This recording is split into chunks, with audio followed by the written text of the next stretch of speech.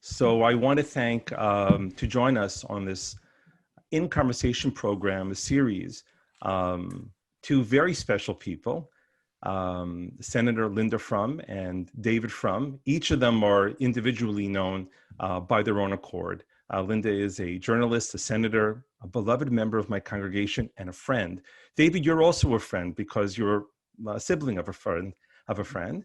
David, you are a journalist, a highly respected political pundit, and someone who I know certainly Canadians turn to get an eye on what's happening in the United States. But that's not why we're talking today.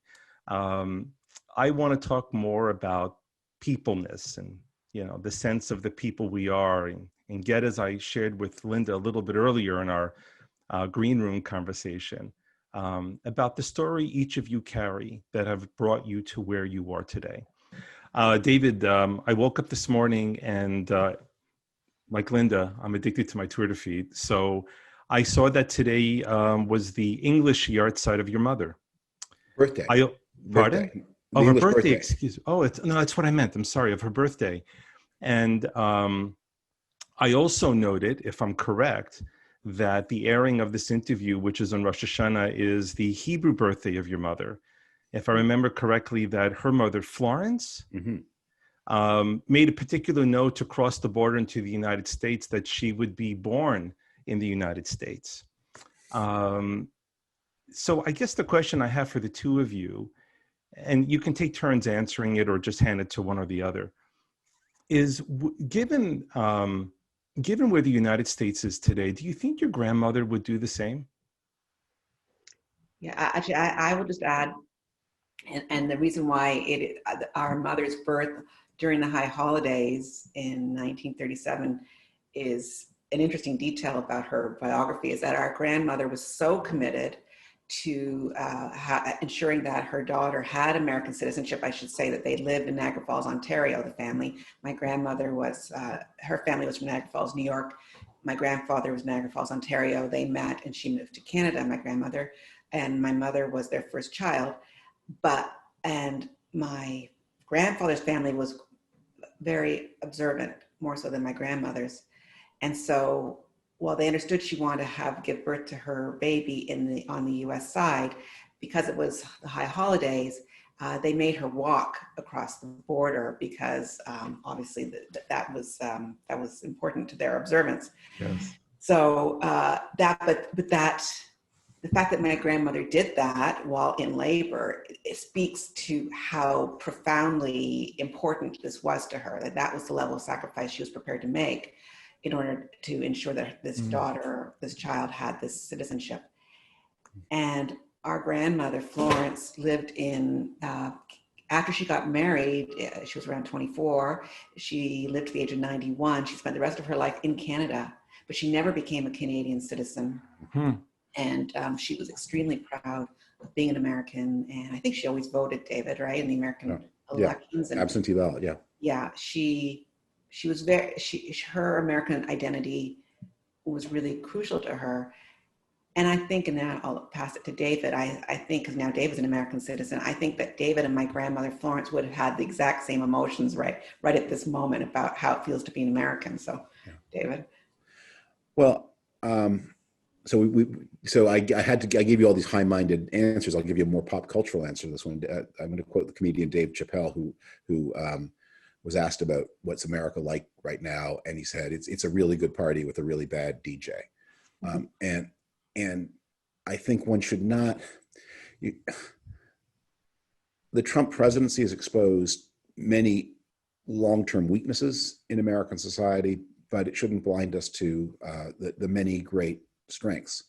And we are going to have a test on voting day of which is stronger, because President Trump's plan for re-election, it's not impossible that he could win legally, but it is, I think, as close to impossible as you can ever say in politics, that he could win anything like a plurality of the vote. He's going to lose the vote by somewhere between at least as many votes as he lost by in 2016, and that was 2.7 million. And it could, I won't take you through the math, but it could easily be almost double that. He could well lose by as many as 5 million or even more votes. And so it'll be a test of the American system, whether he can gain that kind of defeat.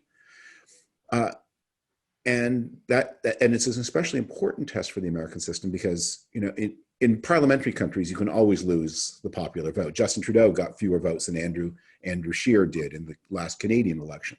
But in a country like Canada or any parliamentary country, that doesn't matter that much because the prime minister just heads the government. The prime minister, I think everyone would think it was weird if the prime minister went on television and pretended to speak for the Canadian people. There is a leader of the opposition whose role is just as legal, just as institutional, and who is paid a salary also to speak for those people who didn't vote for the government. And it's understood that the state is somehow the composite of the seats held by the government and the seats held by the leader of the opposition, and there's a head of state who is above them both. But an American president does purport to speak for the nation, and so if you've lost, it's a real problem, not a legal problem, but a moral problem. But I want to say something about this COVID epidemic, and I'm sorry this is a long answer. I have Linda's permission to be long-winded, so and mine too. I think we've all been through such a year, and people have suffered economically. I cannot imagine how it is to be a parent of school-age children. I worry so much about what's going to happen to those school-age children. I imagine that any school-age children in your congregation are going to find a way forward, but there are so many people for whom this event may be the breaking point in their lives and may end up not finishing high school or doing permanently worse in their lives because of the interruption of the schooling. So I don't want to minimize anything that we've been through. It is also such a vindication of the incredible underlying strength and success of modern democratic societies. And we've had a year in which we've reduced the work output of our societies by at least half. And in many societies, like in Europe, much more than half. And at any other time in history, if you did that, you would have not just a massive recession, but possibly famines. In an agricultural society, you don't work for the year, you starve. And until very recently. And we have been able to, through the incredible wealth of our societies and the sophistication of the institutions, to borrow wealth from the future, pull it into the present, use it now, and everybody agrees that they trust that we will repay the future, find a way to do that. And we have launched this across borders, this fantastic multinational scientific endeavor to find vaccines. Canadian scientist I spoke to said that there are at least 5 credible vaccines in development, 2 in the United States, 1 in Israel, 1 in Britain, 1 in China. Scientists are working back and forth cooperatively, even when their governments don't.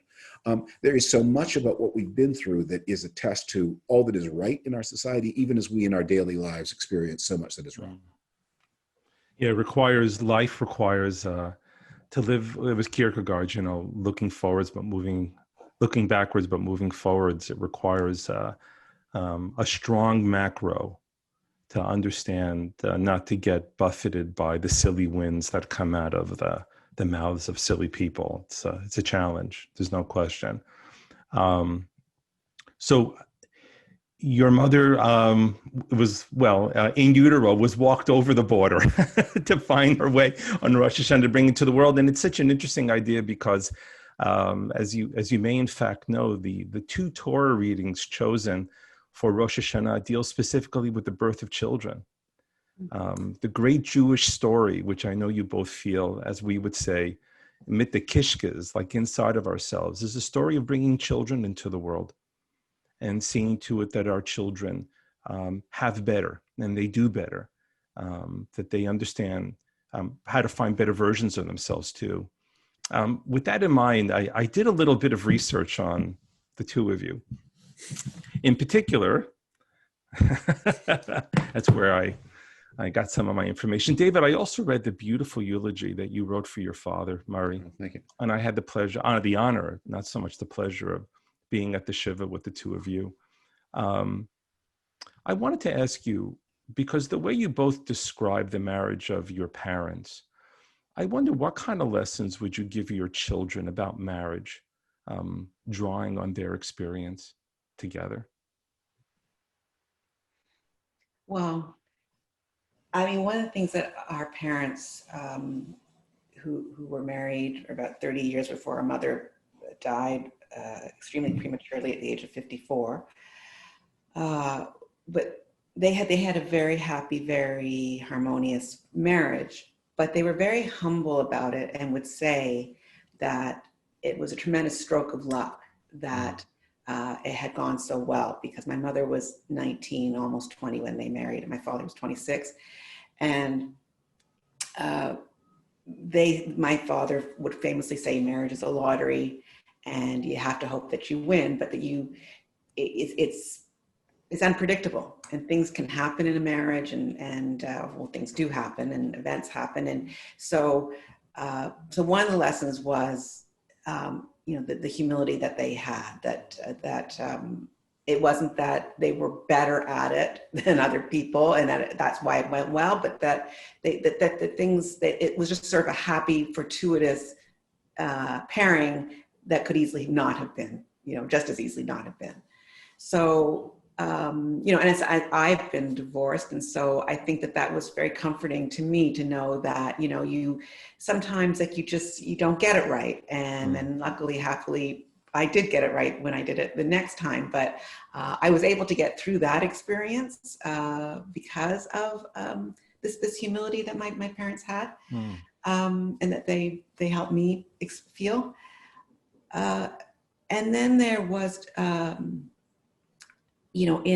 parents were married in 1957, and my father was truly an early feminist in the way that we understand what it means to be a male feminist.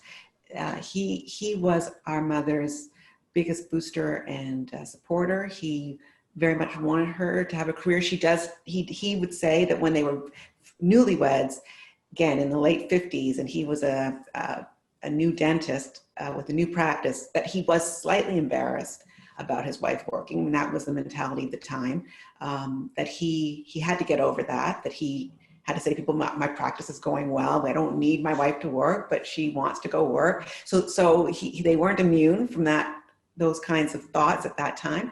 But because my mother was so talented and so passionate about what she did and so good at it, he was super supportive. And growing up, our mother was away at work a lot when that was rare and unusual, and our father had to fill the breach, and he did very, very gladly. And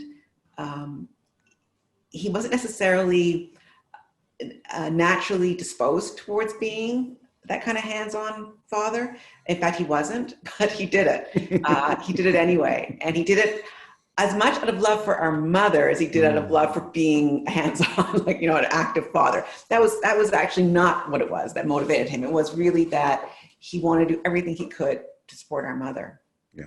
You mentioned in the book, one of the things that your mother, if not directly spoke to about the strength of their marriage, was the recognition that on some level that the partner that they chose in some way would be the support for the weaknesses the other didn't have, right? That kind of mutuality. Well, let me say something to that, and Linda's heard this outburst from me many, many times, so she'll just have to forgive it.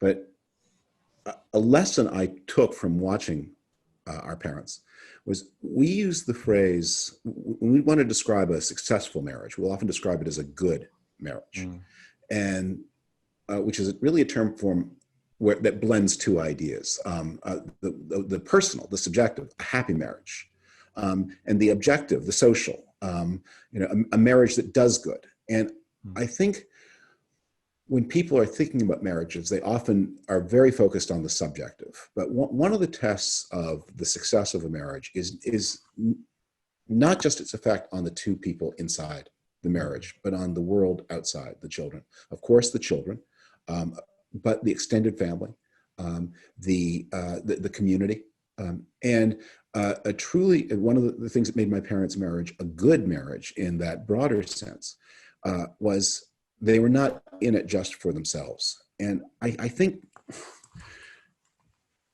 ironically, I think what happens is our emphasis on the happiness of the people inside actually undercuts the ability of people to form happy marriages, because it neglects this outward aspect that is through hard times such a source of strength, and also is a way that we really test it. I'm sure we're all familiar of marriages or relationships that are tremendously passionate and exciting to the people inside them, but do nothing but harm to the people around them. And that, I think, in that case, you have to say, I can't praise that as a good relationship, even if it's fulfilling for the people inside it. The test of the relationship is larger than that. And that was something that they met. And one other thing, I think what you'll find is, I've been married a long time. I think I'm now, next year, I think my wife and I will have been married as long as my parents were before my mother died. Mazel tov.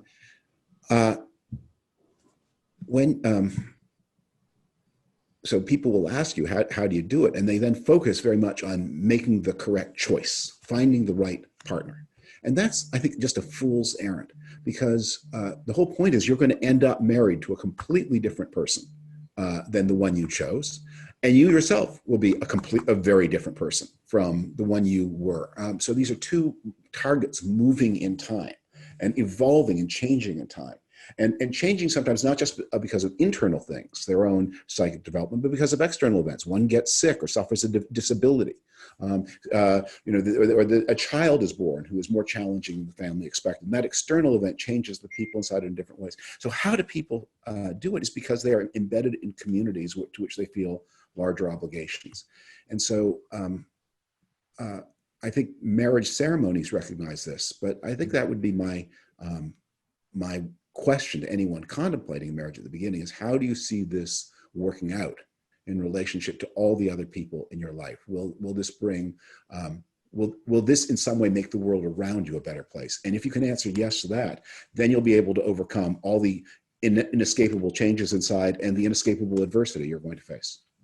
In many ways, go ahead, Linda. I just want to say that, people, when you introduce David, and he's this really important international public intellectual, historian, journalist, but isn't it incredible how insightful David is on this subject? I think you could do a whole book on this, David, because I think I'm sorry, Rabbi, I jump in, but I'm so behind what David has to say on this, and I don't think it gets said enough. And I think it is the greatest wisdom on marriage that there is. So sorry, Rabbi, go ahead. No, it's okay. I was going to say that's, and I'm a thoroughly modern person, but my background is kind of counter-modern, quite orthodox. But it's one of the arguments for religiosity in marriage. And I'm not talking about a particular kind of religion, but some kind of thing that binds the couple to something outside of themselves. In other words, an inner world directed outwards. How did Frum put it? The couples that are only focused on themselves, he called it a fali adu. It's a joke they play amongst themselves, much like, Linda, the comment you made when it was eulogy collecting time for your mother. And sadly, somehow the rabbi had misconstrued that they never fought. And of course, we know that good relationships, people should disagree and fight with each other, because that's how you get to better. So, but I just wanted to move a little bit further along. And David, you spoke in the eulogy for your father about his experience as a Fuller Brush salesman. Yes. And it was a great story. And since we're plucking figs off of trees for wisdom, what do you think that could teach your children about finding success in life? Your father. There are many things you could learn from my father. First, my father was someone who was very financially successful, who did not regard financial success as the only or even the most important form of success. And that, as we move through life and encounter financially successful people, that's quite rare, to understand that there are other things, and those other things are important. And so this is a message that people often say to their children. There are many ways to be successful, but if you're going to say it, you have to mean it. It's one of the things, Linda and I both have 3 children. One of the things you learn from children this is one of my, children hear nothing and see everything. They see your actual choices and your actual values. That doesn't mean they adopt them. They may react against them, but they know you as you really are, not as you tell them. And so I think my father, who was,